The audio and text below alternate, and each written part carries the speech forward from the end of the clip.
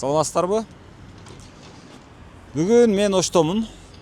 Оштун мурунку мэри Жеңиш Токторбаевдин ишмердүүлүгү жөнүндө айтканга туура келип атат. Эми буга чейин дагы ошол өзү күчүндө турган маалда дагы анча-мынча айтып атканмын. Кемчилигин дагы, башкасын дагы. Эми бирок өтө чечкиндүү айтпаганыбыз чын. Моюнга алабыз. Себеби ал кездеги абал башка болчу.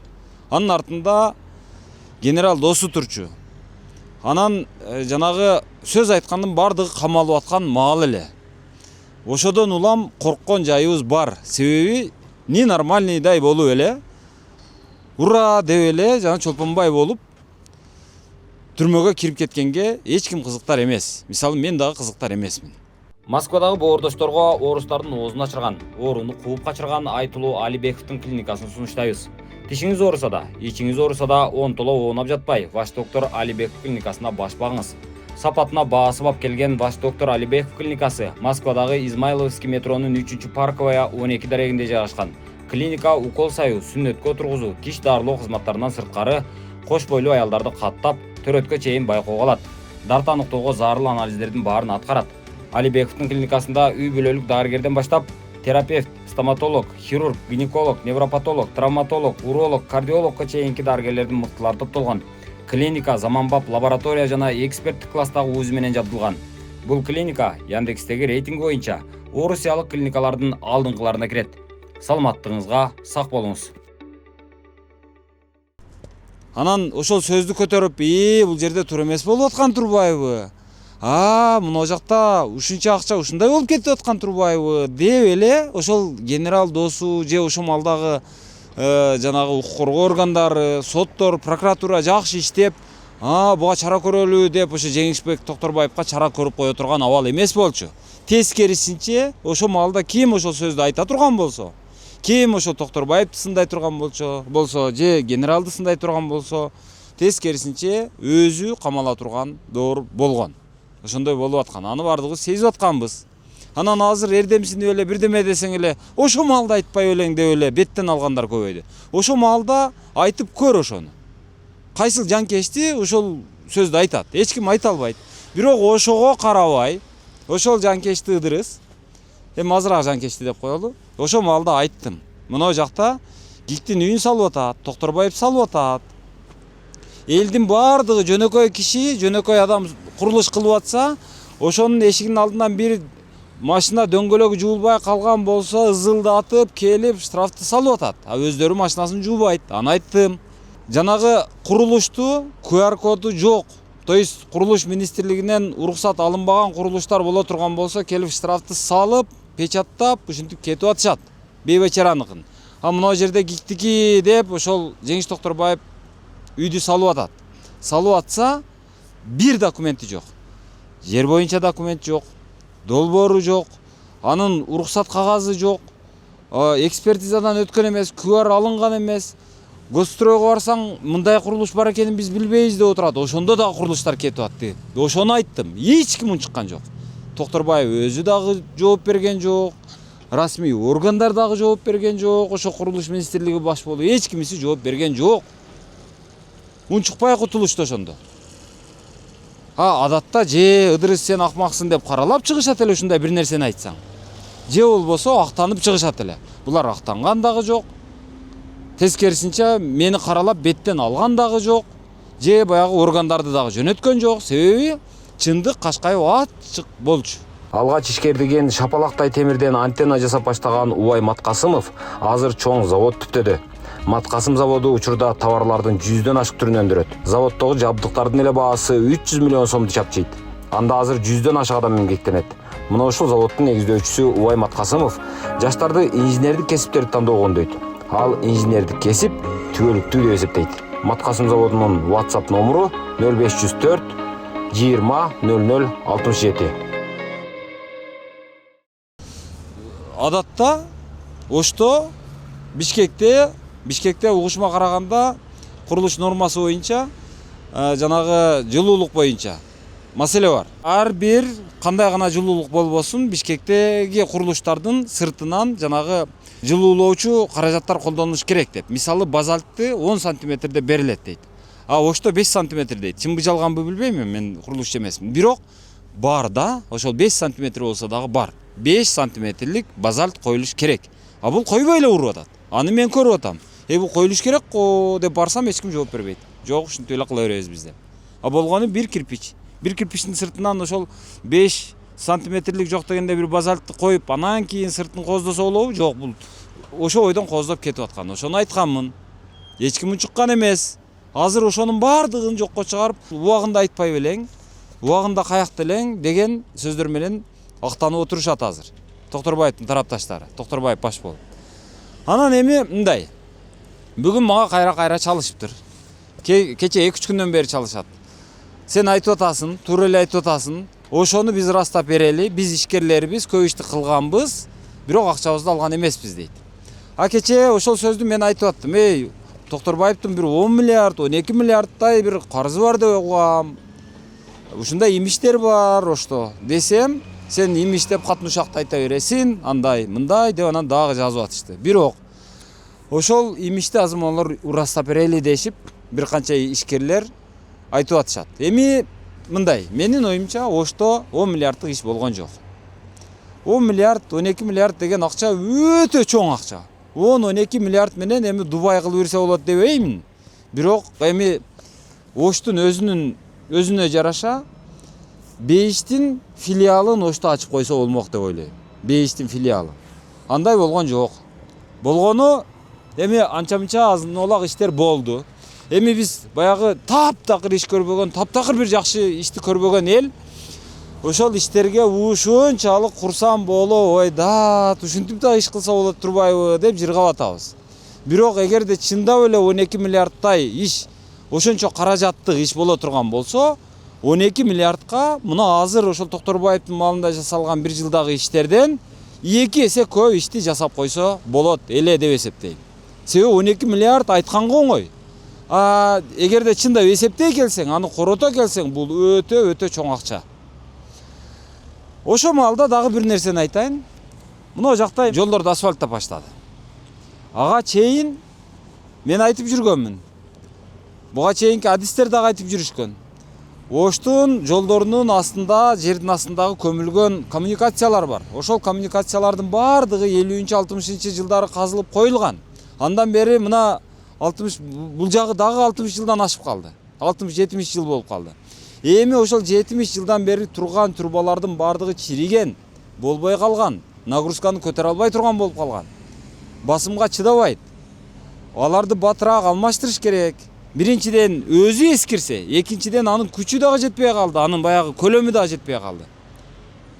Себеби эл өсүп атат. Мисалы мурда ошол бир 200-дүк турбадагы суу жете турган болсо, азыр 1000-дик турбадагы сууну талап кылып атат шаар.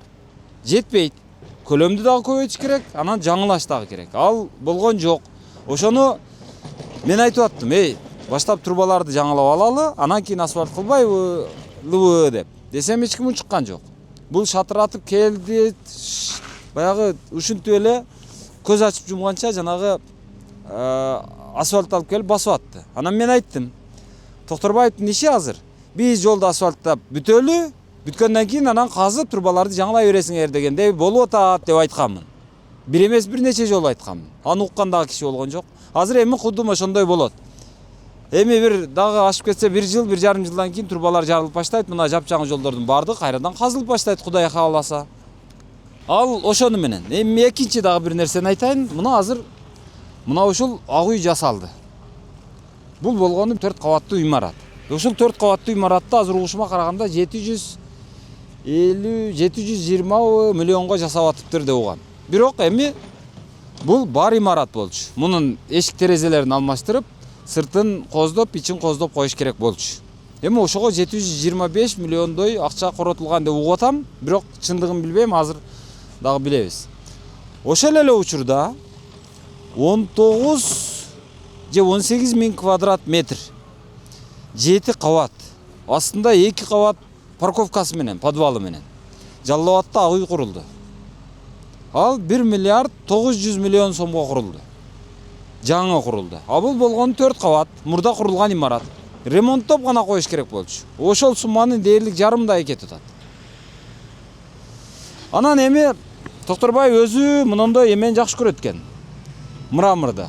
Ушунчалык жакшы көрөт экен, ушул ташты өбөрөт экен кээдечи. Анан ушу жерге ушинтип койду эми. Да кооз жакшы. Бирок бул биздин экономикага эмне жардам берет? Нан береби бир ушул кыргызстандыкка, бир оштукка бир нан береби, нан болуп береби? Билбейм. Кече ал айтып атат Токторбаев. Менин 12 миллиард карызым жок. Болгону 2,5 миллиардтай карызым бар. Болгону 5 гана ишкер. Ошол 5 ишкерден карызым бар деп атышат. Азыр ошол 5 ишкерден башка дагы бир 30дай ишкер келген окшойт мына жерде. Келип, булар айтып атышат, Ыдырыс, мен сүйлөп берейин, айтып берейин, иш кандай болгонун, биз не иш кылганыбызды айталы, канча иш кылганыбызды айталы дешип. Assalomu alaykum. Kimden başlayız? Мен баштайбыз. Sizin atınız? Мен атым Сыргак. Талантбек уулу Сыргак. Биз биякта ушу мэрияда иштегенбиз. Мэрияда укус менен тендер өтүп, авторыныкты жасаганбыз. Анан мына көчө бар, мына Лелин Нурматова. Ушуну жасап бергенбиз. То есть асфальт жасаңыз, подрядчик. Подрядчик мен, подрядчик мен. Ушул жерди жасап, мына бүгүнкү күндө 8 айдын жүзү болуп атат. Акчабызды ала албай атабыз. Ленинди кече мынау эмеден баштап, мынау жерден баштап наркы эме муз училищага чейин. Муз училищага чейин. Бул Анан жагы Нурматова мосттун башына чейин. Ошондой. Ошол канчага жасалган ошол? Жалпы тендердик баасы 74 миллион болгон. Ошо экөө. Эко ошо экөө биригип 74 миллион болгон. Андан биз 63 миллионго утканбыз тендерден.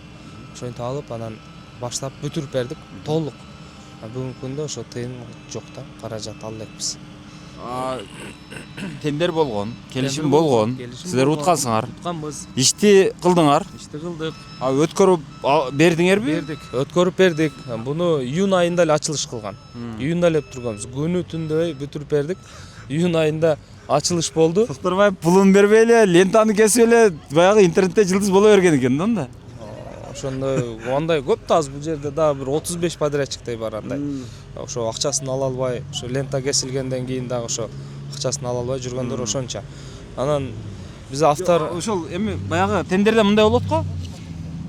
Бир 10% берет акчанын, 20% берет. Анан бүткөндөн кийин дагы калганын берет дегендейчи. Азыр силерге канчасын берген ошо? Кече өзүнүн интервьюсун көрсөңүз керек. Параллельный проектирование депчи.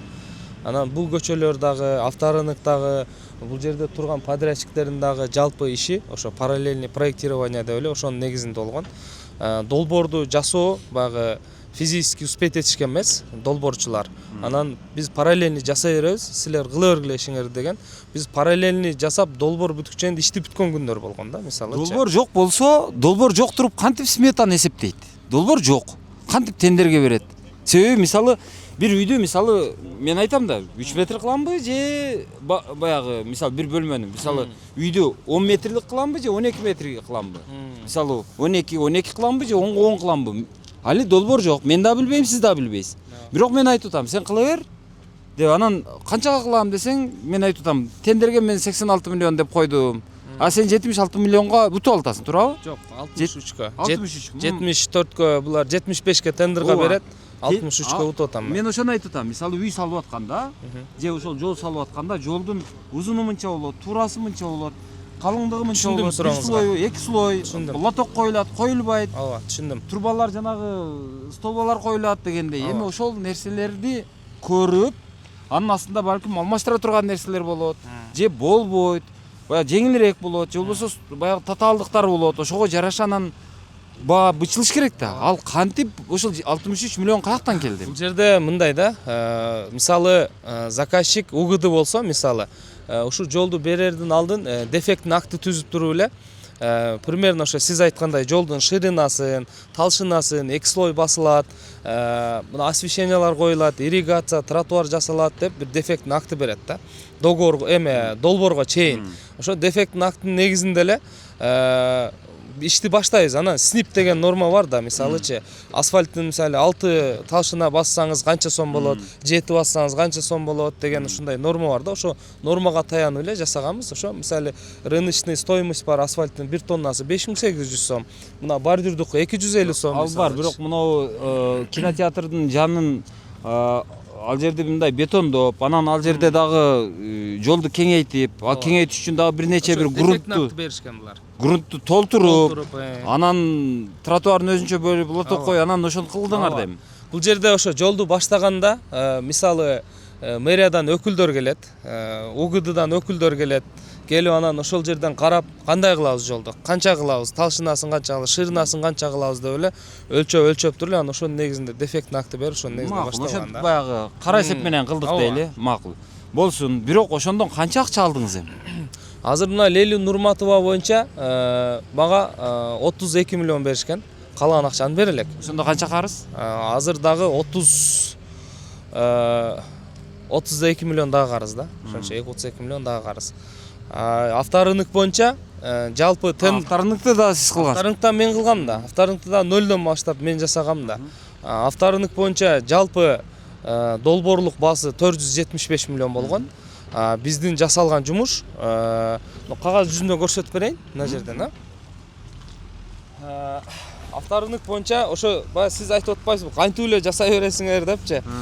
Негизи ошо ого деле параллельный проектирование деп берилген. Параллельный проектирование деп эле биз жасадык. Авторынок мына мэриянын өзүнүн Инстаграмдагы баракчасынан көрсөңүздөр да болот. Ал жерде авторынктын ачылышы мисалга эмеде ачылды. Июльда биринчи этабы ачылды, кийин августта экинчи этабы ачылды. Параллельный проектирование деп мына биз мына жерде тендер өткөрдү. Биздин ишкана жеңүүчү болуп тандалды. Бул жерде эч ким катышкан жок. Мыйзамдуу ГОКУЗсын төлөдүк, ГОИТин төлөдүк, баарын өткөрдүк мына. 06-10-25-те өтүп атат. Мына тендерди өткөрүп атат. Анан мына биздин мына тендердик баасы мына. Канча? 480 миллионго булар берген. 480 миллионго берген. Мына биздин ишкана мына жерде мына жеңүүчү болуп мына жерде чыгып атат. Одобрено на следующий этап деп берип атат. Жок, баасы түшкөн. Азыр баасын дагы көрсөтөм. Баасы канча болгон эми? Азыр мына жерде көрсөт. Мынаке. 277 миллион 216 сом 311 сом. Теңеси арзандат. Ооба, теңеси. Себеби долбоорду ал жерде мисалы жалпы долбоордо баягы пожарный резервуарлар, дагы башкалар эми кылынбай турган жумуштарды деле кое берген да. Биз аларды жасаган жокпуз. Себеби кылыныштын кажети жок деди. По факту кылган ишибизге процентовка кылып отчетун бердик. Анан бул жерде дагы бир нерсени айтып жиберсе, бул эми ушул тендерге катышкан документтерибиз, сметалык баалары, башкалары. Анан бул биз жасалган жумуш. Мынаке. Анда өткөрүп бердиңер, Өткөрүп бердик. Уже бүгүнкү күндө иштеп атат. Анан да айтып өтчү нерсе, мына бүгүнкү күндө авторынок айына 12 миллион сомдон берип атыптыр болжол менен. Мына азыр мэриянын өзүнөн сурасаңыздар болот, 140 миллионбу ушундай акча уже эме бюджетине акча салып коюптур. Мына ал тапшырылган мына. Биздин отчет тапшырылган. 196 миллион сомго буну ишти кабыл алышкан. Эми негизги айтар нерсем бул жерде мындай болуп атат да. Биздин жасаган жумушубуз 277 миллион. Негизи булар 196 миллион сомдук эле ишти эме кылып атат. Неге дегенде бул өзү мыйзамдуу өттү тендер. Булар бааны өзү берип атат. Бааны өздөрү берип атат. Баягы мен сизге айткан снип норма менен бааны берип атат дагы. Анан кийин авторыныкка бир айдай договор кол коюлбай жүрө берди да. Мен УКСтун жетекчисине барам, кол кой дейм, ал койбойт. Эмнеге кол койбойсуң десем, мэр айтты, кол койбо деди. Анан мен Женишбек Токторбаевичке келип, сиз ушундай кол койбо депсиз, эмне үчүн кол койбойт, эмне үчүн ондой болбойт атат десем, айтты, ал жерде деди, бардык нерсе кымбат жазылып калыптыр, аны текшеришибиз керек деди. Деп анан макул анда текшериңиздер дедим. Десем, УКСтан 3 жолу барып, мен бардык жасаган жумуштарды метрлеп, бардыгын текшерип, көрүп, анан өздөрү ушул мына мен жасаган баага согласовать этип, анан мэрге отчет беришти. Мына ушул баа туура экен. Ушундай туура эле экен, ашыкча нерсе жазбаптыр. Бардыгын рыночный эле болуптур депчи. Анан ошол дегенден кийин дагы кол койбой, отчет өтпөй, жүрө берди. Анан мен барып айттым акырычы, сиз кол коюп өткөрүп бересизби же бербейсизби десем, ал айтты, мен сага бир сунуш айтам деди. Ошол сунушка макул болсоң, анда берем деди. Айтыңыз десем, сен дейт 300 миллион примерно азыр жазып атасың деди. Ошодон 80 миллион сом азыр десең, азыр укска чалам берет деди. Жок десең 10 жылга камал деди.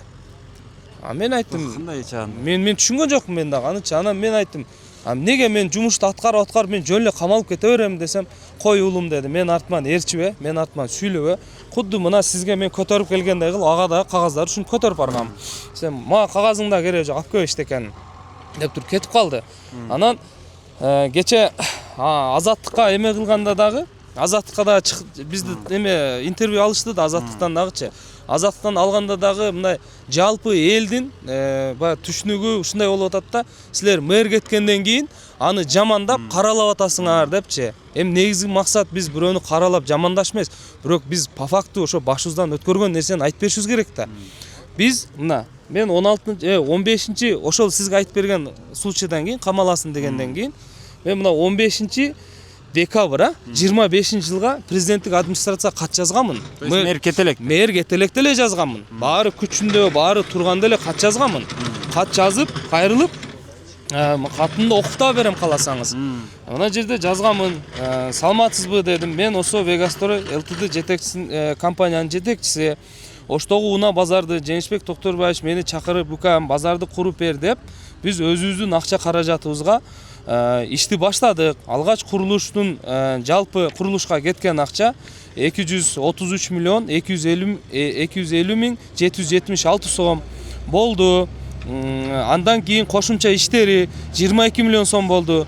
Мэр жумушту кыла бергиле, тендер параллельный проектирование менен боло берет, акча каражатын төлөп берем деп айткан деп баардыгын жаздым. Анан бул жерде ошол мына коркуткандан бери жаздым бул жердечи. Мына ушундай, мына жерде жазылып турат. Мынаке. Буга чейин дедим, буга чейин 4 ай аралыгында Жеңишбек Токторбаевичке бир нече жолу жолуктум. Ар бир жолукканда сенин жасаган жумуштарың билем, жана шаарыбыз үчүн чоң салым кылдың, акча жок болуп жатат, берем уулум деп жүрдү. Бүгүн 17 декабрда дагы жолуккам да, дагы жолугуп дагы бир ирет жолугуп акча каражатын которуп бериңиз десем, жасаган жумушуңдан 80 миллион сом гана беремин, ошого ыраазы бол деди. Жок, жасалган жумуштун баардык акчасын толук бериңиз дей турган болсоң, анда 10 жылга түрмөдө отурасың деп айтты дедим.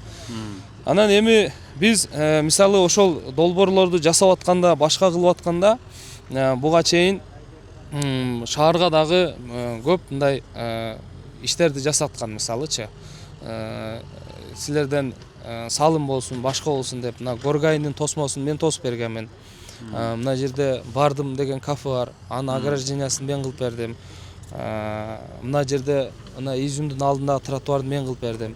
Бунун баардыгын ошо Ал бекер кылынган иштерби же Алла жок, буларга тендер да өткөн жок, башка да болду, эчтеке болгон жок. Мисалы мына Бардымдын решеткасын жашар учурда решеткасын элеби же баягы астындагы жашылдандыруу менен? Аны Зеленхоз өзү кылды. Мен решеткасын полный кылып бердим. Мен решетка деле дегенде 400 метрди алды эле, чоңор эмес акча. Анан Зеленхоздон чалып эле сен ушинтип решетканы жасайт экенсиң деди. Деп айтты. Анан мен эмне жасайм десем, билбейм, мэр айтты деди. Анда мен жасабай жүрөрдүм. Бир жума жасабасам, бир жумадан кийин чалып тур өзүчү. Сыргак ошону жаса дедичи. Макул деп жасадым. Ал жөн акчасын деле айткан жок, башка деле кылган жок, жөн эле жасалды. От души болуп калды окшойт. Мен да билбейм да, ошондой эле болуп калды да. Анан Горгайдын решеткасына айта турган болсом, аны айткан төлөп берем, жасай бер, авторыныкка кошуп коесуң деди. Бирок УКС айтты да, сен ал Горгайда турса, бул авторың турса, мен кантип анын акчасын кошуп берем сага? Мыйзамсыз болуп калат да. Кошуп бере алам, төлөбөйм деп туруп, төлөбөй коюшту аларчы бүгүнкү күндө. Ал Токторбаев мезгилинде төлөйбүз деп аткан эле. Бул кеткенден кийин баардыгы уже эч ким төлөбөйбүзгө чыкты да, баардыгычы. Ошентип мына бүгүнкү күндө же акчабызды ала албайбыз, же башка кыла албайбыз, ушинтип кыйналып атабыз да. Анан элдин түшүнүгү боюнча якобы биз кеткенден кийин жамандап атат, же кеткенден кийин сүйлөп атат дейт. Жок, биз бар мезгилинде деле мен өзүм жазганмын, кайрылганмын. Ошол мен кайрылгандан кийин азыр токтоп туруң эми. Түшүндүм. Сиз ошол мэрдин убагында деле келишпестик пайда болуптур. Анан президенттикке администрацияга арыз жазыпсыз. Ошол маалда сиздердин ортоңордо мындай ачык күрөш башталыптыр, туурабы? Бирок публикага чыккан эмессиңер. Жок, публика чыккан эмеспиз. Себеби мен публика чыгабыз деп ойлогом. Себеби биз мен администрацияга жазгандан кийин эле сразу бүт мэриянын жалпы эмелерин чогултту. Баарын чогултуп анан мага аппараттан чалды. Мэриянын аппараттан эртең саат 9-га авторынка чогулуш болот деди. Анан ошол жерде чогулуш болду. Барсак пресса барыптыр. Мен да өзүм менен чогуу мени фирмада иштеген балдарды алып бардым. Мына сметчиктерди алып бардым. Баардыгын жасаган жумушчулардын ишкерлерди алып бардым. Апарган ошол жерде пресса тартып атты. Мэриянын прессасында болуш керек. По-моему, видео болсо керек. Ошол жерде айтты. Сырак мен үстүмөн президентке ушинтип арызданып даяр. Деп анан арызым полный толук окуп берди ошол жерде. Бир 50дөй адам бар эле ошонун алдында окуп берди. Ушундай кылыптыр деп туруп анан кийин эми силер укс не болду, текшердиңерби дедиле. Алар айтты, текшердик, бардыгы нормально экен, көрдүк. Ошо жасап келген жумуштарым жерде по факту турат деп айтышты. Айткандан кийин эми акча жок болуп атат да, көрүп атасыңар, кичине түшүрүш керек бааны деп анан кийин УГДнын жетекчиси Жеңиш экеге айтты. Жеңиш деди, асфальттын баасы канча сом болуп атат деди. Дедиле 5800 сом 6000 болуп атат деди. Анан кийин канча сомдон кылса болот дедиле. Ал айтты 2000ден кылса болсо керек, нормально болот деди. Квадратын деди. Дедиле анан жок, ал кымбат, түшүр деди. Мындай озеки эле соода болуп атат да ошол жердечи. Негизи мыйзам ченинде мындай өтүп атса, озеки эле соода болуп анан ал жерден түшүр бааны деди. Түшүр дедиле, мен айттым, мен жасап бергенде уже 3 ай болду дедим. 3 айдан бери ошончо акчаны киргизип алып, дагы түшүрөйүнбү десем, түшүрбөсөң болбойт, түшүрүшүң керек деди. Анда мен УГДнын жетекчисине суроо бердим. Мына бүгүнкү күндө сиз мамлекеттин ишканасыз дедим. Шаардык ишканасыз. Сиздин техникаңыз мамлекеттикке, рабочийлериңиз мамлекеттикке. Мамлекет берет да айлыкчы. Дизель топливо мамлекет куюп берет. Баардыгын куюп берип, баардыгын жасап бергенде канча сомдон өзү УГД жасап атат деп суроо бердим да. Канчадан кылып атат десем, 1800-2000ге чейин кылып атам деди. Текшерип көрүңүздөр УГДдын элечи, мисалы, канча сомдон өзү жасап атат, мисалы. Ишкана өзү. Дедиле, анан кийин ойлонуп туруп калды да.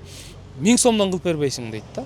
1000 сомдон болгондо жалпы авторынктын аянты 87 000 квадрат басылыптыр. 87 миллион сомго ал асфальтына басы чыкпайт да.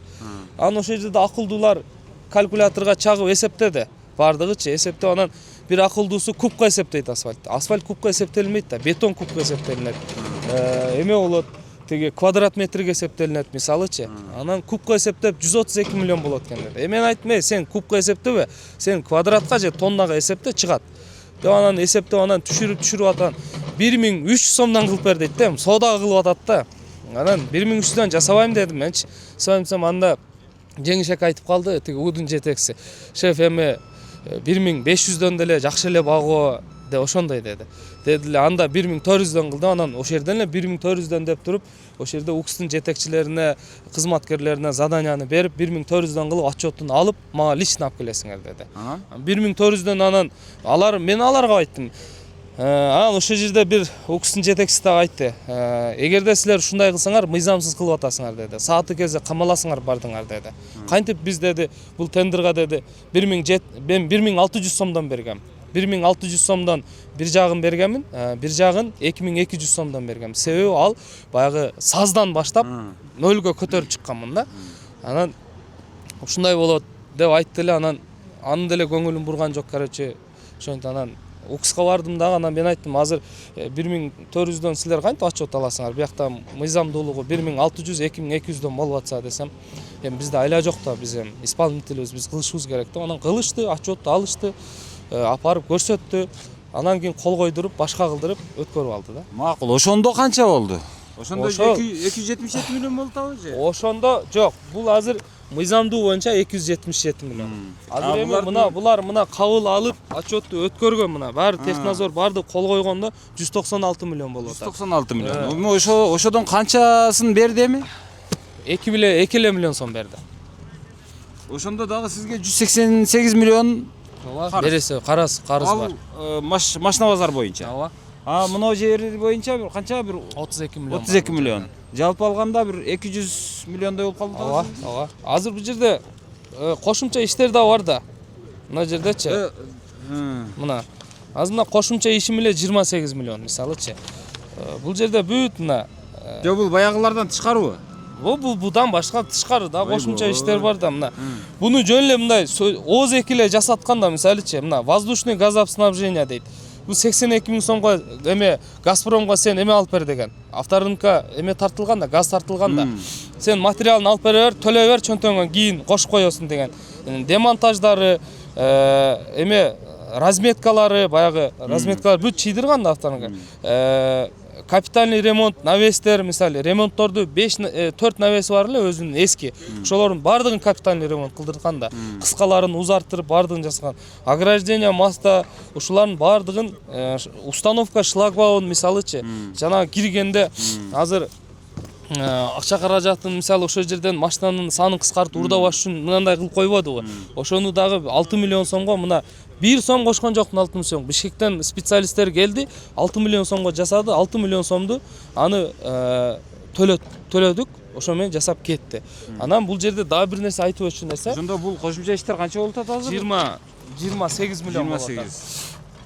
Ойбой. Анан дагы бир нерсе айтып өтчү нерсе, авторынктын курулушунда өзүнүн балдары да иштеп жүргөн, жардам берипчи, берки столовойлор салып жүргөн да аларчы.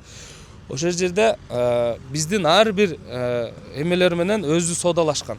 Мисалычы, пластикти $75 коебуз дегенде мен сурадым мененчи, Жеңишбек Токторбаевич канча сомдон деп атат пластик деди эле, $75 деп атат десем, чакырмак ошону деди. Анан чакырдым, ал пластик койгон киши келди, көрдү да анан экөө сүйлөштү. Ал жерде айтты, $75 кымбат. Сен арзан түшүрүп бер, $60 кылып бер деди. Дедилер, болбойт да, ал $70 экөө балашты. Мен подрядчикмин, бирок өздөрү эле балашып, содалашып, ушул жерден бүтүрүп атат.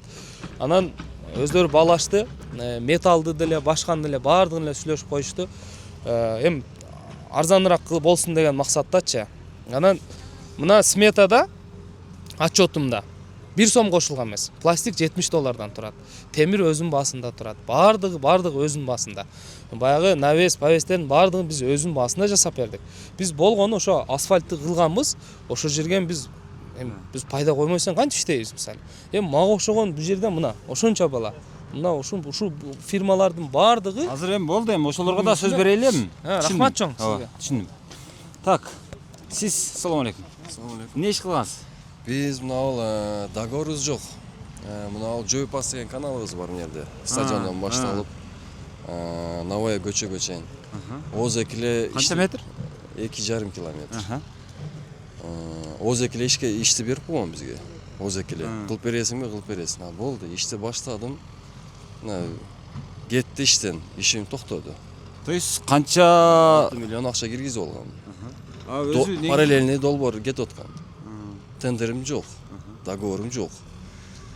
ошон үчүн кече айтыптыр да, бул аларды мен тааныбайм деп. Ооба. Бирок Жопас каналын ачыштыбы, ачышкан жокпу, расмий ачышты? Жок. Себеби бүтө элек болчу да. Бүтө элек да азыр эми эле башталды. Канча процент бүттү азыр? 20-15% эле бүттү. Жаңы келген мэр эмне дейт? Жаңы келген мэр бул боюнча неме деп атат, долбоору бүтсүн, проекттери бүтсүн, тендерге анан беребиз деп атат. Пока ишти токтоп тургула деп койду. Ишти токтотуп койду.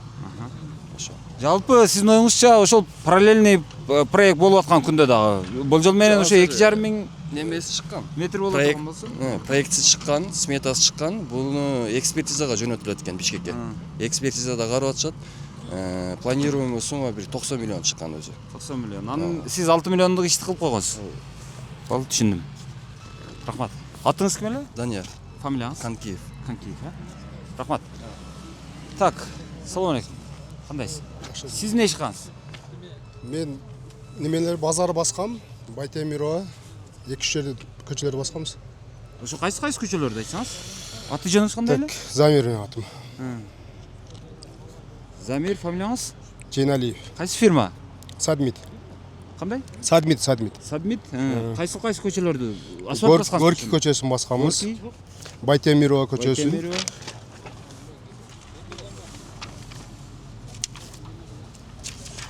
Анан мына жаңы базарды, шоколад базары басканбыз.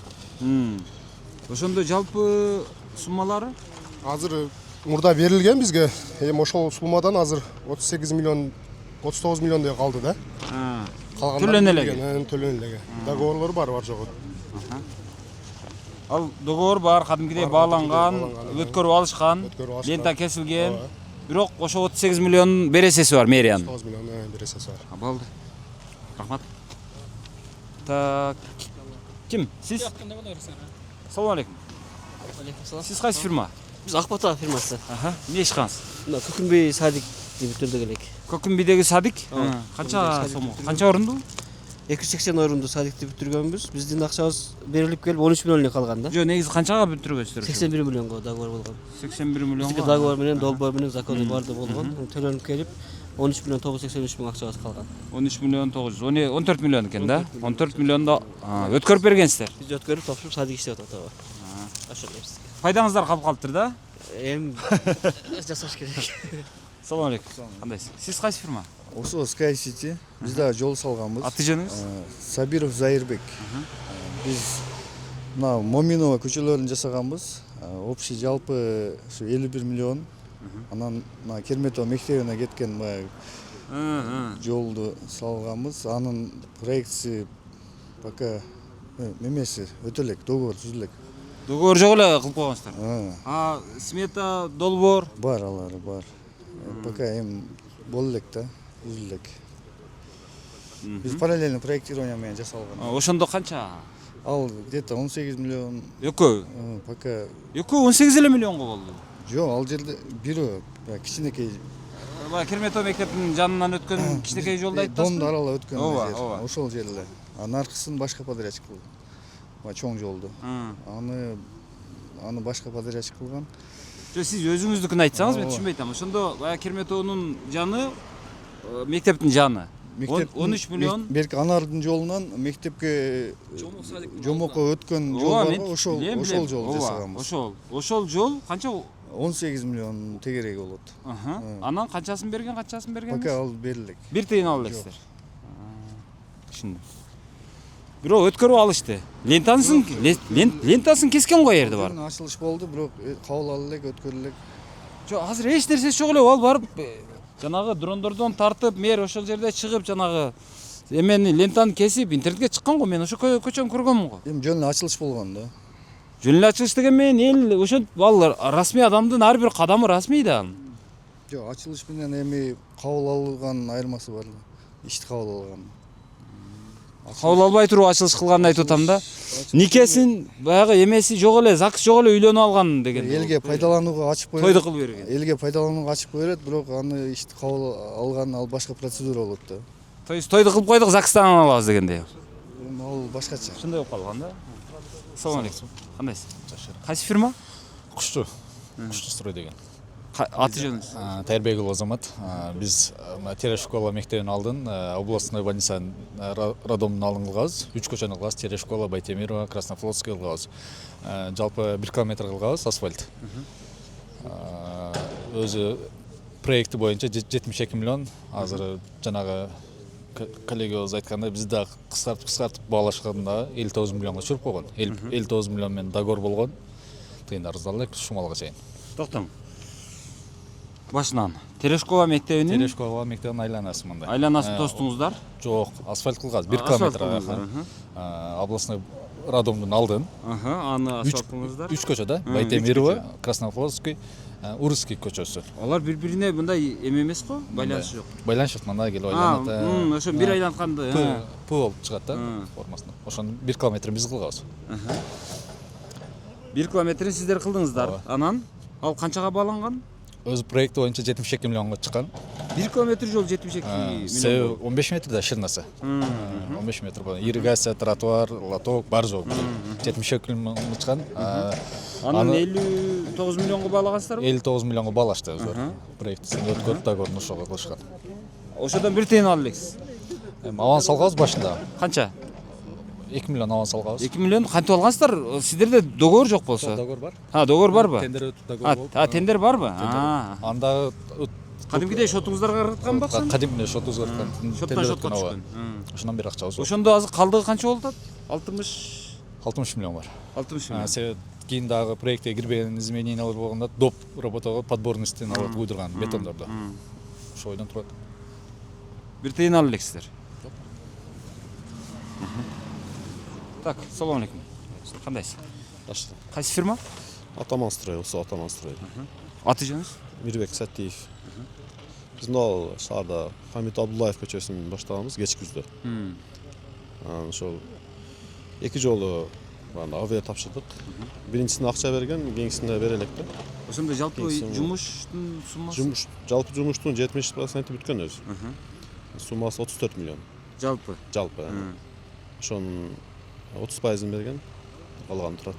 Ошондо канча болуп калат эми бир 20 миллион. 22 миллион бар да. Ошондо. Сиздерде дагы тендер бар. Бар. Келишим бар. Мыйзамды бар.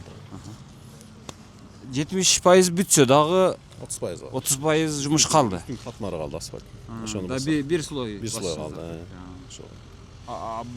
Азыркы мэрия балким ошол дагы бир ошол слоюн бүтүрсөңөр анан беребиз дегендей болушу мүмкүнбү? Же Болушу мүмкүн, бирок биз ар айда неме тапшырабыз да. Ошон 2 жол тапшырганбыз, экинчисин бере элек. 13 миллиондой.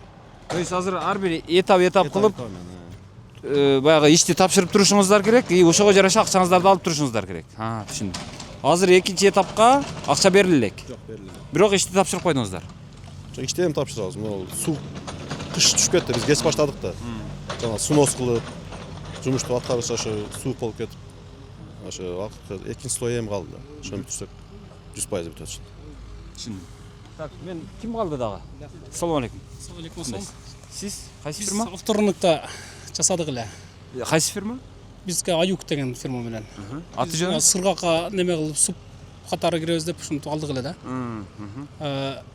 Столойлорун полный биз жасаганбыз. Ощущенияларын ошол жердеги. То есть анда сиздер азыр сизден сыргак карыз болду да ошондо? Эми ошондой болуп калат да, мыйзамына караганда ошондой болуп калат да. Ооба. Биз ошентип жасаганбыз да. Канча сомдук жумуш? Биз 175 миллионлук.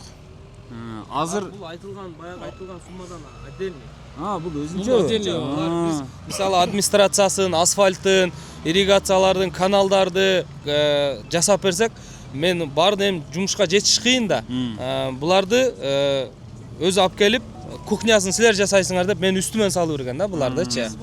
Тезирээк бүтүшсүн деп туруп буларды мен үстүмөн салып берген. Анан булар столойлорун жасап баштаган да. Анан булардын жасаган жумушу отдельный ошо 135 миллион, 137 миллион деп эсептеп жүрүшөт. 175 миллион. 175 Ал миллион. өткөрүлүп алынды? Өткөрүп жок алын элек да.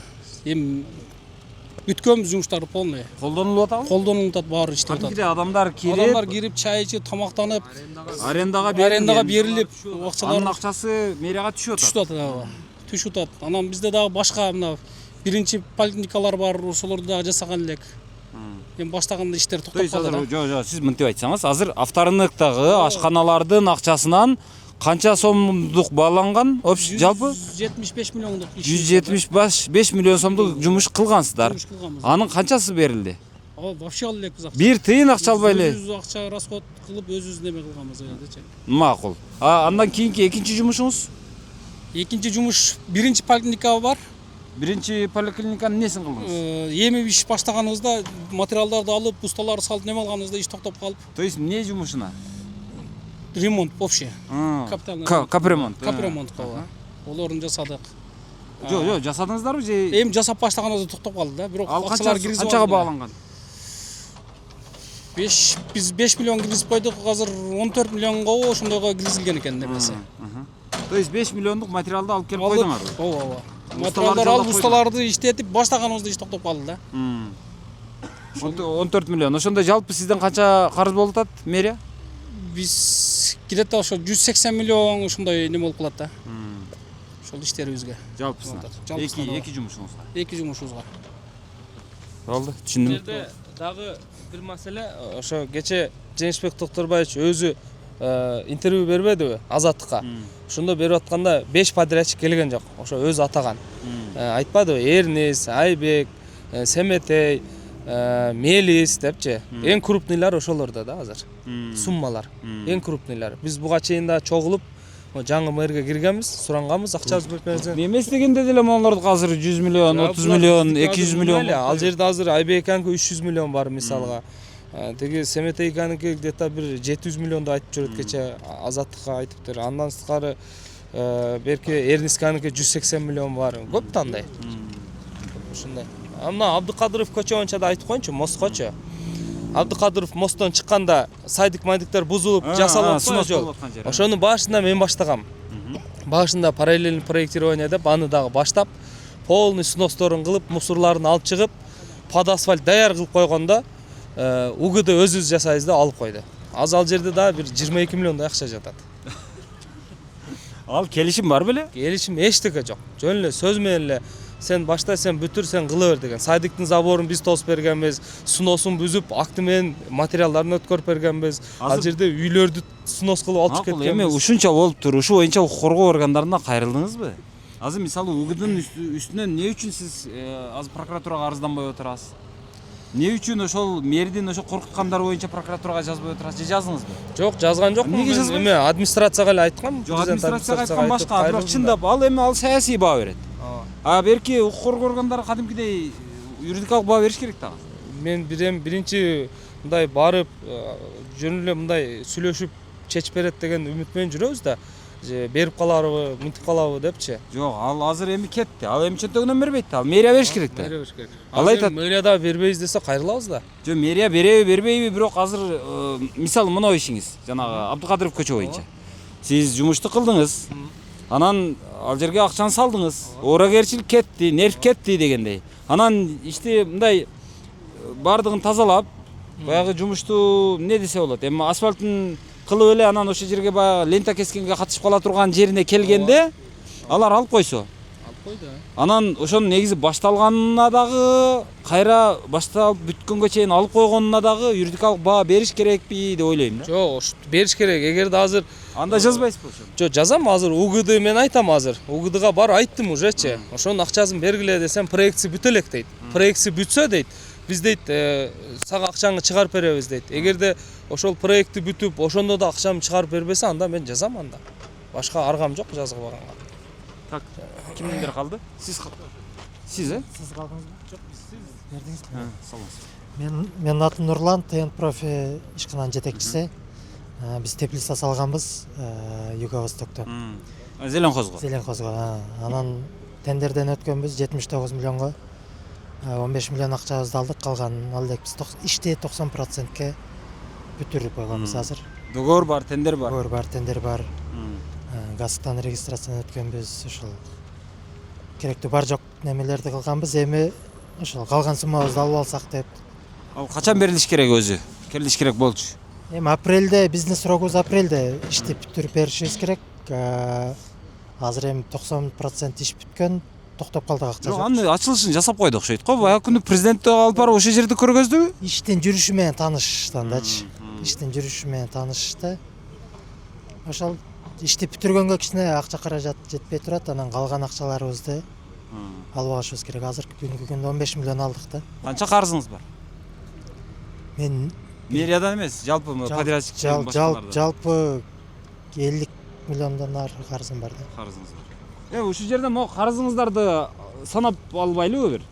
Азыр эл ойлошу мүмкүн да ушунча акчасы бар турбайбы мунун депчи. Ошол акчалар азыр кылдым, мынча жумуш аткардым деп атпайсыңарбы? Ошолор карыз да турабы? Карыз, полный карыз. Азыр То есть азыр мисалы сиздин өзүңүздүн жеке ушундай алганда фирмаңыз канча карызы бар башкалар? азыр пластиктен 300 миң доллар карызым. Жок, жалпы айтканда. Жалпы айтканда көп да карыз. Бир 250 миллиондой карызым бар да азыр. Жалпы. Аласаңыз канча? Асфальттан, башкадан аласам 277 миллион. Ортодо разница болгону бир 15-20 миллион. Ошончо эле. Эми биз фирмалар ашып барса 5-тен 10%ке чейин эле көрөбүз да. Тем более бул баардык бааны өзү билип, өзү балашып атпайбы. Пластикти, темирди, башканы мынанчадан коесуңар, мындай кыласыңар деп өзү балаш. Темир саткандан бери өзү кириш баасын билет да. Анан ошону коесуңар деген, ошол баа менен койгонбуз. Бул жерде эч мындай ашыкча акча жок бул жерде азыр. Азыр баягы кайрадан бир жолу канча аласаңыз бар, анан канча карызыңыз бар, ошолорду айтып коесуз. Элден канча карызыңыз? 68 миллион аласам бар. Где-то 60 миллион асфальттан эле карызым бар да, ана майда-чүйдө карыздар да бар. Аларды эми такташ керек. Сиздики? Биздики азыр 40 миллиондой аласаңыз бересебиз, бирок көп. Тактай элекпиз да. Тактан көппү? Жогого жетпесе элек, бирок көп карызыбыз бар. Сиздикичи? Меники примерно 22 миллион аласа болсо, где-то 17 миллиондой бересиз карыз бар. Сиздики? Бизде 14 миллион аласа бар. Карызыңыз? Карыз деле ошол 15 миллиондой бар. Асфальт басып элек, жана бүтү деп коюп, акыры асфальт басып элек. Анан дагы бизде дагы иштебиз. Азыр канча аласаңыз менен карызыңызды айтып койсоңуз, канча Где-то бизге ушу 200 миллиондой болуп калат да. аласаңыз? Ооба. Карызыңыз Биздин карызыбыз көп. Баягы материалдардан карыздарыбыз бар. ошону айттым. Жумушчулардан. Жумушчулардан карызбыз. Азыр точно финансист билет биздин бухгалтер. Ошодон точно маалымат алышыбыз керек да. Көп карызыбыз. Биз ошо 6 миллион киргизген болсок, бир 5 миллион карызым бар да. Ушу сурап атышат. Какып атышат уже. Дальше эмне кылабыз, иштейбизби, иштебейбизби? Же ошол акчаны алыш керек, же улантыш керек да иште. Эми бирок ошол акчаны алыш керек болуп атат. Эми күтүп атышат. Арматурадан карызыбыз бар, цементтен, балдардын уста акылары. Азыр эгер буну бербей турган болсо, мына ал жерде бар жок рабочийлер топтолот. Арматура темирлерди карызга бергендер топтолот. Ушу будан ham көп болот да. 100 адам келет. Рабочийлер келет. Чынбы? Ана ховолордун техникалары бүт келет. Биз азыр эми эң подрядчиктер эле келип атабыз азырчы. Анан кандай болот буягы? Ошо карайбыз да, ошо карап айтабыз. Эмне айтайын десеңиз? Жаңкы мосттун айланасындагы жаңы аркаларды көрдүңөр да. Ошол жерлерде ham жасадык эле. Анан инвалидтердин больницасы бар го мына жердеги. Ошодон дагы бир общий бир ошол жерлерден 15 миллиондой пулубуз бар дагычы. Ошол жерде жасаганыбыз. Анан усталардан действительно алар айткандай бизде дагы карызыбыз өтө көп болуп атат. Материалдардан карызыбыз. Магазиндерден карызыбыз, хостоварлардан жаздырып. Кааласаңар көрсөтүп деле беребиз биз кимдерден карызбыз, немелерибизди. Келишимдер бар, ооба. Телефондордо, WhatsApp'тарда эле турат. Налогтор дагы уже неме болуп баштады, чалып башташты. Нарап бирактан. Бекер жасаган иштер силерде да болсо керек. Толтур андай иштер. Буларды эл үчүн кылдыгын бекер жаскандар. Бекер мисалы сиз эмне иш кылдыңыз? Азыр айта албайм точно, термен демашым керек да. Силерде да барбы ошондой бекер жасаган иштер? Эне сай конушуна жардам берди. Эне сайга кандай жардам бересиз? Ал бизнес проект го почти. Эне сай конушуна жолун салганга жардам бердик. Спонсор болдук. Ошо. Ошондо ал кандай жол? Баягы үйлөрдүн основание и асфальт. Тротуары дагы. Эне сай конуш каякта? Мынау эме неле? Келмето бар го? Ошодон кирип кетет. Сүрө ташка жакын да. Ишкабандан нарыбы? Ишкабандан нары. Кызыл байрактан да нарыбы? Нары. Ал жерде Энесай конушу боюнча мындай болгон. Ал жерде эмнерде мэриядан чалып, баягы көбүрөөк суммага иш кылган подрядчиктердин баарын чогултуп, анан ошо Энесайга асфальтын басканга жардам бериңиздер деп, ошо заводду барларды, башкаларды чогултуп, анан суранышып эмнерден ошо мэрдин тапшырмасы деп ошентип айтып, анан кийин ошо Энесайды жасатышкан. Мындай үйлөр курулган го. Ашар болгон да, ашар болгон. Эми ал жерде ашар болуп, бирөө тротуар, бордюрун берген, бирөө лотогун берген. Мисалы, бул акам айтат, асфальтын кылып бергем деп. Андай ошо дагы 5 фирма келбеди деп атпаймынбы? Ошолор ошо бүт жасап берген ошолор. Бардыгы. Ашар менен. Болду, түшүндүм. Рахмат, болуптур. Анан азыр мен мына чыгарганда адамдар сөзсүз жазат. Ыдырыска мына фирмалардын бардыгы акча берипти деп. Канча акча бердиңер мага айтып койгулачы? Сизге 1 тыйын акча берген жокпуз. Мына Орозонун куттуу күндө өзүм да Орозомун. Кудай турат үстү. 1 тыйын берген жокпуз. Өзүбүз сурандык, например. Келип ушун чагылдырып элдин бир эмесин угуп коюңуз деп. Эми биз, например, менин ишканамда 60 бала иштейт. Мен 60 баланын бардыгына мыйзам чегинде налогун төлөйм ага. Иштеп аткан алган айлыгына налогторун төлөйм. 60 баланын мен мисалы азыр 3 айдан бери айлыгын берлек болсом, алардын бала чакасы эмне болот мисалы. Анан ховолор мисалычы, бир 200дөй ховога карызмын азырчы. Күндө сурашат байкуштар. Эми аларда лизингге алган, кредит алган. Эми мындай мисалы бир ишкана страдать этсе, бир эле адам кыйналбайт да. Анын артында турган канча жүздөгөн адам кыйналат. Булардын бардыгына ошончо адам кыйналып атат да азырчы. Азабын көрүп атат. Ошол биз сизди акча берип башка кылып чакырган жокпуз биз. Ошо мына Орозон куттуу күнүндө айтып атам. Жөн келип, ушундай кылып тартып бериңиз деп сурандык, тартып берип атасыз. Рахмат сизге. Рахмат. Макул. Ийгилик, тынч болуңуздар. Азыр көрдүңөр, монолордун бардыгы ошол азыр миллиондорду сүйлөп атышат. Ойлойбуз, ушунча миллион экен, мынча миллион, мында каяктан акча ушунча? Ушунча миллион бар бекен ушунун дейбиз да. Бирок мындай да. мамлекетте негизи эле ушундай тендер, ошого окшогон иштер болуп атканда ал миллион эч кимде болбойт өзү. Мамлекет бизге ошол заказчик болот да. Ошол заказчик бизге ушунча акчаны берет дейт дагы. Биз ушул тендерди уттук эле деп асфальт чыгарган бирөөнү айтат. Эй, ушунча асфальт берип тур. Мен 1 айдан кийин же 2 айдан кийин акчаңды берем деп андан карыз алат. Анан 5-6 жанагы ховасы бар кишилерди чакырат дагы мына жерди сүрдүрүп, же болбосо алып мусурун чыгарып бергиле, акчаңарды анан берем деп аны сүйлөшөт. Анан усталар да ошентип сүйлөшөт. Кээ бир жерден барып бензинди ошентип алышат, солярканы ошентип алышат, арматураны ошентип алышат. Мына 1-2 айдан кийин иш бүтөт, анан берем, карызымдан кутулам деп алып иштете берет ушинтип. Анан акырына келгенде эле анан мынантип созулган болсо, баягы карызга солярка бергени дагы буларга чалат, бензин бергени дагы чалат, шагыл төккөнү дагы чалат, баягы хоо айдаган шопуру дагы чалат, арматура бергени дагы чалат, асфальт бергени дагы чалат, бетон бергени дагы, цемент бергени дагы чалат. Бардыгы ошентип баягы аталасы чыгып, кашасы чыгып жатып калат. Себеби бардыгы ошол бир мамлекетке ишенип, же болбосо мамлекеттин бир органына ишенип, анан бирөө ошол ишти алат дагы карызга мына мамлекет турат деп карызга ишти кыла берет.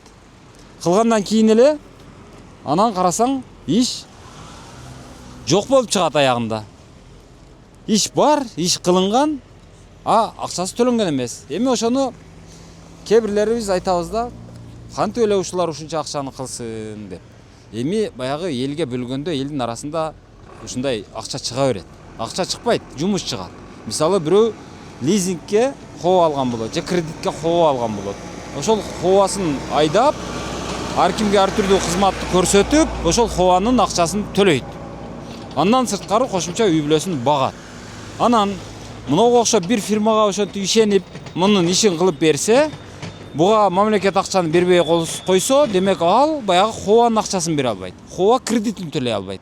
Кредитин төлөй албай калгандан кийин ал банктын алдында баягы кара тизмеге кирет. Эртең барып туруп ошо хоаны дагы экинчисин алам, үчүнчүсүн алам, же деп ошентип бир башка жумуштарга кредит алайын деп барса, сен ушунча жолу алган баягы милдеттемеңди аткарбай коюпсуң, кредитиңди төлөбөй коюпсуң, сен жаман кардар экенсиң деп ага кийин кредит бербей коет. Кредит бербесе анын кийинки бир боло турган мүмкүнчүлүктөрүн ошол банк чектеп коет. Кыскасы ошентип бир Токторбаевдин айынан азыр мынау жакта ушунча адам азыр жанагы ала турган акчасын ала албай, бере турган акчасын бере албай, кыла турган ишин кыла албай, баягы үмүттөрү акталбай отурат. Эми көбүбүз айтабыз, Токторбаев молодец да, ушунча жумушту карызга болсо дагы бүтүрүп койду да, карыз төлөнөт, бирок катын жанга калат да деген сөздөрдү айтабыз. Туура, бирок экинчи жагы бар. Мынтип карызга кыйын болуш ар кимдин эле колунан келет.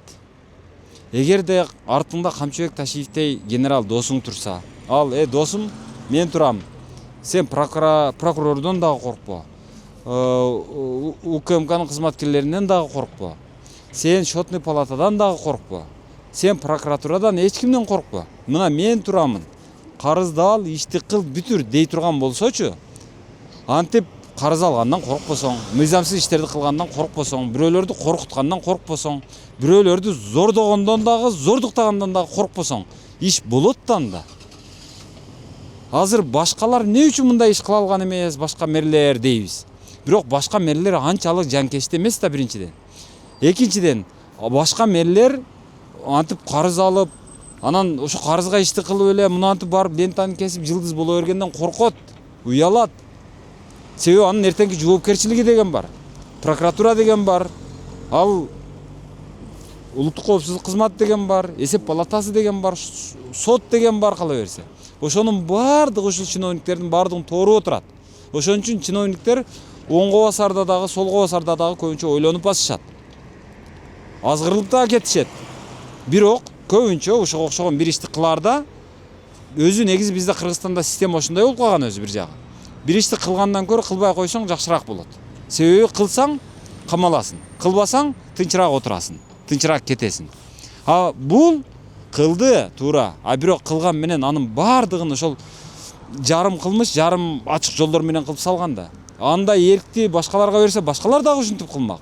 Бирок ал эрк бир эле Токторбаевка берилип атпайбы? Андай воля дегендей, свобода. Ошол эми жалпысынан азыркы күнгө чейин менин оюмча эме жок. Мэрия азыр жарыялай элек канча сумма экенин, Токторбаев канча карыз болгонун. Анан кечээ жарыяланды, мэриянын 4 мекемесин залогко коюп, күрөөгө коюп, анан акча алып берген. Бирок ошондо дагы жетпей атат да. Мисалы Оштун бюджети, мисалы Ошто ушундай жакшы иштер болду деп ушинте беребиз. Ошто жакшы иштер болуш үчүн акча болуш керек. Ал Оштун өзүнүн бюджети чектелүү. Ал жетпейт. Же болбосо жогору жактан республикалык бюджеттен жардам болуш керек. Ал дагы чектелүү, аны дагы чектеп берет. Бүт эле Кыргызстандын бүт байлыгын алып келип туруп Ошко салып үйрүбейт. Ушуга кылгыла деп. Андан башка эми бейөкмөт уюмдар бар. Аларды болсо биз жаман көргөзүп бүткөнбүз. Баягы донордук уюмдарды, силер акмаксыңар деп жүрүп. Эми алар дагы жардам бербейт. Алар дагы акча бербейт. Алар дагы токтотушкан. Ошон үчүн андан дагы эме жок.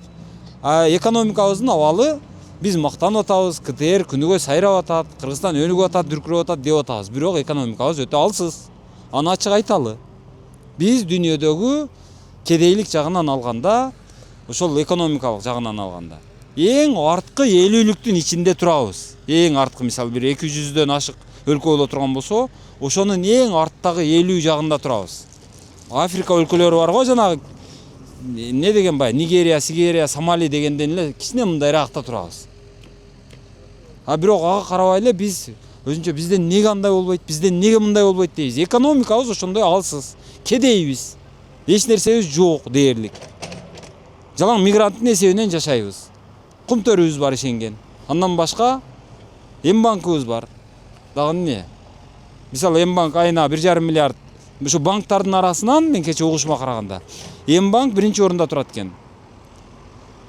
Салык төлөш жагынан 1,5 миллиард төлөйт экен жылына. Анан Кумтөр төлөйт, Мегаком төлөйт.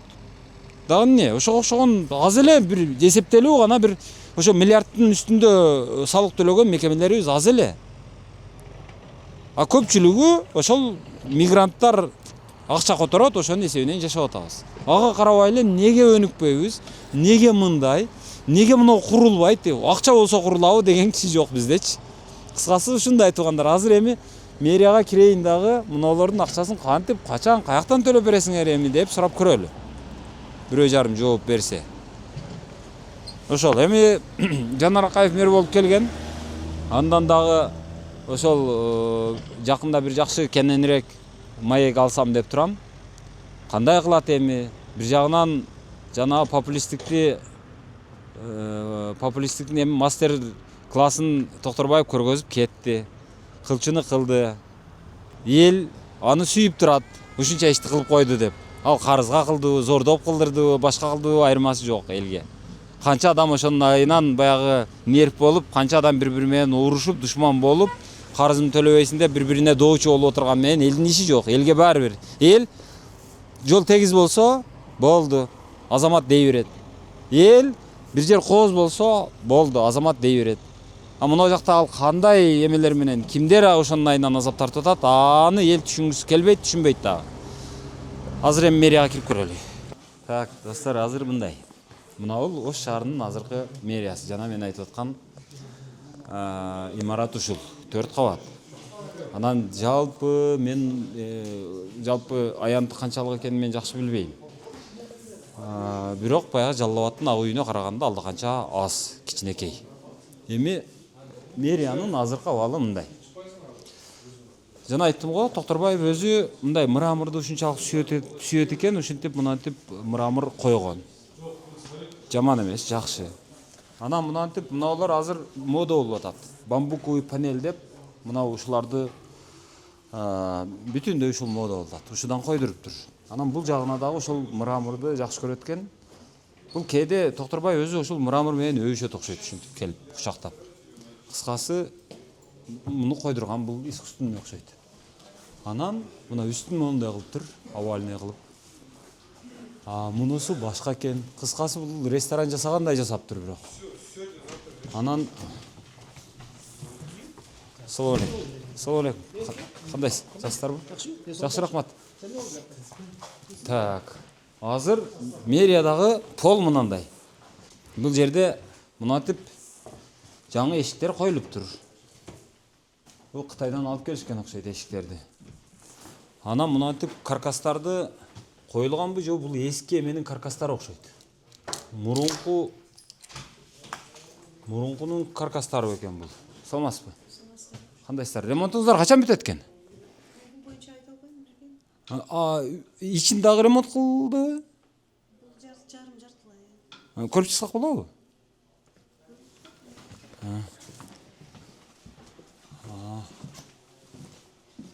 Жарым-жартылай дегенде азыр сиздерге жаңы терезе коюлду, Жаңы терезе коюлуптур, алюминден. Анан муналар дагы жаңы коюлду? Занавеска дагы. Булар дагы. Мебелчи? Мебел да жаңы. Ошондо мына жерге кондиционер гана коюлду экен да? Кондиционер эле болсо, жайда салкын, кышта ысык, иштеп эле отура бере турган. Болупту, рахмат. Так, ушундай. Азыр кондиционерден башкасы кабинеттердин ремонту дээрлик бүтүп калыптыр. Бирок мунунун үстүндө мына шыптарын карасаңыз, шыпты жалаң ошол бир башкача бир кылыптыр. Ремонт кылып атышыптыр. Жаман эмес, жакшы, бирок эми ушул керек беле дегендей маселе. Ушул ушунчалык зарыл беле азыр. Сиздикин да көрөйүн. Assalamu алейкум. Кандайсыңар? Силердики, силерде эме кондиционер коюлбайбы экен? Кайсы мунунубу? Муну жөн эле жамап койгонбу азыр? Ошо кондиционерден башкасы бүтүптүр, өзү? Кайсы акчага бүттү, билесиздерби? Onu ayta albayız. Неге айта бериң да? Жок, айта албайбыз. Кайсы акчага бүттү? Жок, айта албайбыз, айта албайбыз. Мэрияда Мен билбейм да муну, каяктан бүттү, эмне болот. Мен айта албайм. Мен 100 сал анан 40. Макул. Так, кыскасы ушундай. Не жок болгондо? Азыр мына жердегилер айтып атат, муну дагы биз ашар кылып куруп бердик. Акчасын ашар кылып төлөп аттык дейт. Мына бамбук панелдер. Булар.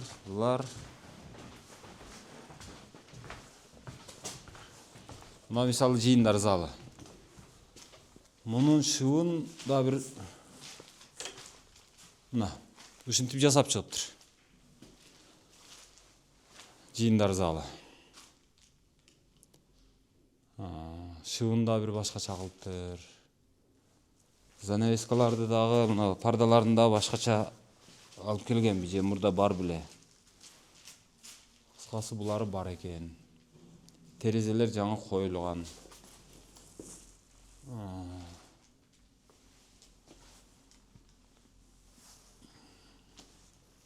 Но стол мурда бар беле. Же бул да жаңы коюлганбы? Кыскасы ушинтиптир. Эми мындай да, кээде биз ойлойбуз го жанагы. Көчүп кетип аткан мектептер бар. Жыгылып кулап калайын деген. Авариялык абалдагы ооруканалар бар. Ооруканага барсаң, орун жок. Адамдар айлап кезек күтүшөт. Ооруканалардын өзү аз. Ошонун айынан көп жерлерде жанагы оорулуулар кезек күтүп, ошо кезек күткөндөр бири-бири менен урушуп кетип атышат. Балабакча жок. Балабакчанын жоктугунан коррупция ошо жерде ушунчалык күч алган. Балаңды балабакчага киргизиш үчүн пара бере турган заманда жашап атабыз.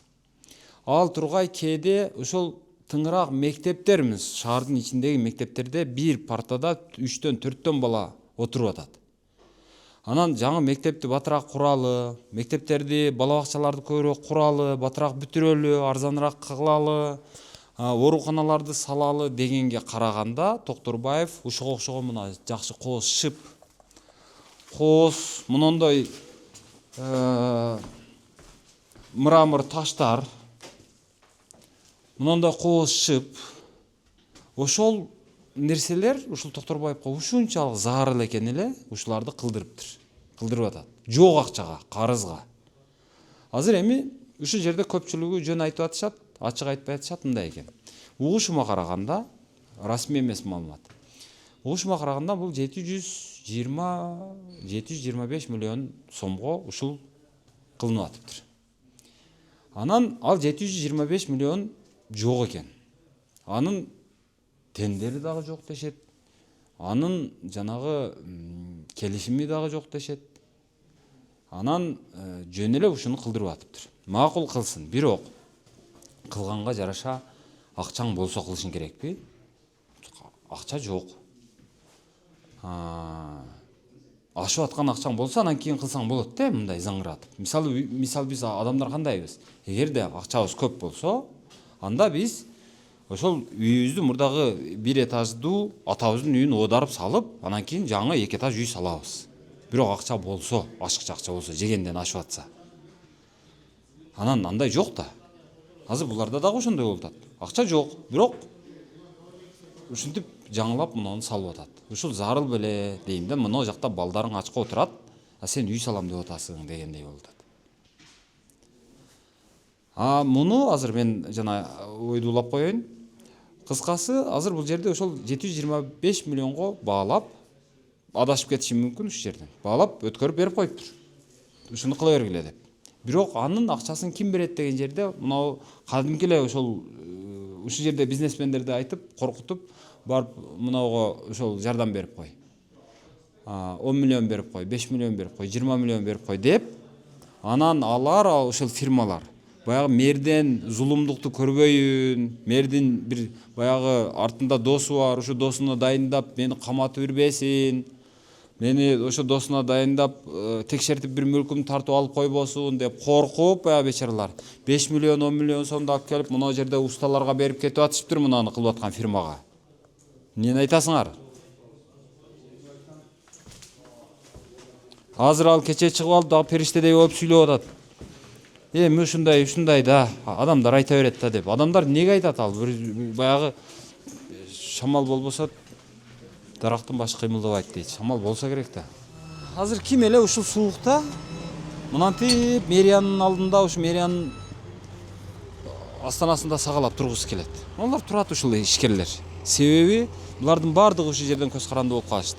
Акча алсак, анан карызымды төлөйт элем. Акчасын алсак, азыр өзүмө бир мындай мына маселемди чечет элем. Акча алсам, балам контрагын төлөйт элем дегендер ушулар. Акча алсам, барып апамды бир дарылатып келет элем деген сыяктуу. Буларды иштетип койду. Бүтсө дагы, бүтпөсө дагы, акчасы төлөнсө дагы, төлөнбөсө дагы ким красавчик? Токторбаев красавчик. Барды, ленталарды илдирип, баягы жерде эмени кайчы менен жанагыны лентаны кесип, баягы шарларды илдирип, Кутман Султановду алып келип, ал жерде ошумай эле ошумай деп безилдетип ырдатып, өзү болсо мынантип жүрөктөрдү көргөзүп, мына не кылат ушу бир артисттен бетер. Эми ушундай мэр болду убагында. Эми ошону эл сүйдү. Кээ бир кыздар айтып чыкты. Мен дөңгөлөгүнүн башы не дейт, дөңгөлөгү жарылып калса, менин башымды алып эмесине машинасына дөңгөлөк кылып кадап алып кете берсе дагы болот деди. Кыскасы ушуга чейин жеттик. Элди алдаш, элге жагыныш, элге ошол периштедей, керек болсо пайгамбардай болуп алыш оңой эле экен көрсө. Анын үчүн бир досуң болуш керек экен, анан өзүң кичине омбудомураак болушуң керек экен. Анан баягы мыйзам башканы карабай эле ошол эл каалаган нерсени акчаң барбы жокпу, мыйзам жол береби жокпу кыла беришиң керек экен. Вот ошондой пайгамбарга айланат экенсиң. Пайгамбарга айлантыш жагынан ар кандай чоңду. Биз Оштун эли мастер спортпуз. Жакшы калыңыздар, мэр жок экен. Башка кимден сурайбыз эми? УКСтан сурайбызбы же? Эми мен маселени айттым. Эми чыгып буларга жооп берсе жооп беришет өздөрү. Акчасын төлөп беребиз дейби, төлөбөйбүз, Токторбаевден алып ал дейби, эми өздөрүнүн жумушу эми.